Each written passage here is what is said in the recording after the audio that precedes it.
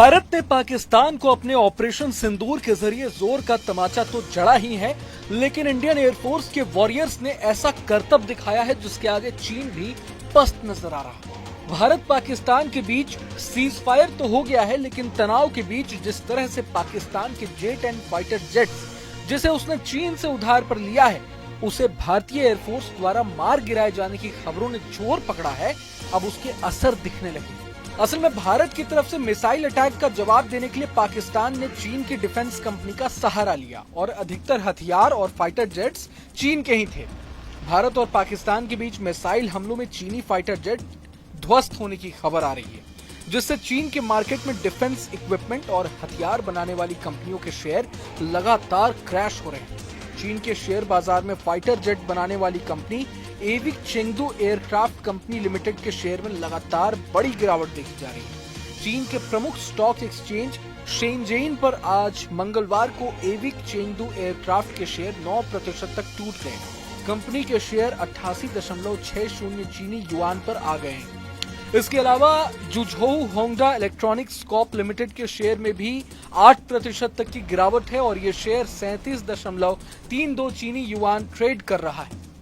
चीन द्वारा पाकिस्तान को सप्लाई की गई PL-15 यानी लंबी दूरी की हवा में मार करने वाली मिसाइल के कई टुकड़े भारत में बरामद किए गए, जिसके पार्ट नंबर P-15E-122 03039, P-15E-122 03023 और P-15E-122 03010 है। टुकड़ों में से एक पर चीनी अक्षर लिखा है जो इसे जुझोउ होंडा के प्रोडक्ट्स के रूप में पहचानता है, जो एक ऐसी कंपनी है जो सैन्य ग्रेड कैपेसिटर बनाने के लिए जानी जाती है। कंपनी के बारे में बता दें कि चीनी कंपनी चेंगडू एयरक्राफ्ट कॉरपोरेशन ने J-10 फाइटर जेट को बनाया है। ये एक मल्टी रोल फाइटर जेट है जिसने 1998 में पहली बार उड़ान भरी थी। इसके बाद 2005 में इसे चीन की वायुसेना में शामिल किया गया था।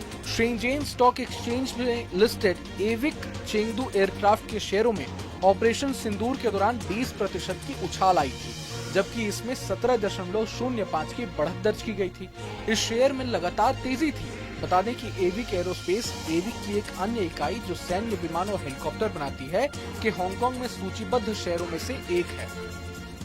बता दें कि पाकिस्तान ने भारत के खिलाफ जिन हथियारों का इस्तेमाल किया है उनमें DJI military version drone, PL-15 AAM मिसाइलें शामिल है।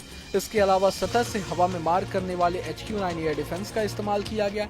पाकिस्तान ने JF-17, F-16 और J-10C फाइटर जेट से भी भारत पर हमले की कोशिश की। हालांकि भारत की ओर से CUAS, बेचोरा, SAMAR और AD गन का इस्तेमाल कर पाकिस्तान की हर कोशिश को बेदम कर दिया गया। अब सीज फायर के बाद भारत ने चाइना को एक और तगड़ा झटका दिया है, जिसका असर 5 साल तक ड्रैगन पर देखने को मिलेगा। इंडिया पाकिस्तान के बीच सीज फायर के ऐलान के बाद भारत सरकार ने चीन को निशाने पर लिया है और उस पर नया टैरिफ बम फोड़ दिया है। जी हाँ, चीन से आयातित टाइटेनियम डाइऑक्साइड पर एंटी डंपिंग ड्यूटी लगा दी है और ये अगले 5 साल के लिए लगाई गई है। वित्त मंत्रालय ने $460 $681 प्रति मीट्रिक टन के बीच एंटी डंपिंग ड्यूटी को नोटिफाई किया है। अब सवाल ये कि भारत और पाकिस्तान सीमा पर तनाव के बाद सीज फायर और चीन का पाकिस्तान को उकसाने के बीच भारत सरकार ने आखिर ड्रैगन को लेकर ये फैसला क्यों लिया?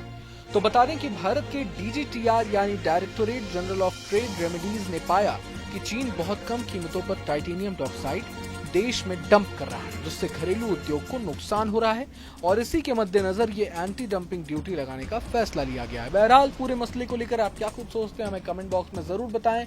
अगर आपको ये वीडियो पसंद आए तो लाइक करें और चैनल को सब्सक्राइब करें। वहीं तमाम बड़ी खबरों के लिए देखते रहें न्यूज नेशन। न्यूज नेशन अब व्हाट्सएप पर खबरों के ताजा अपडेट के लिए न्यूज नेशन के इस QR कोड को स्कैन करें।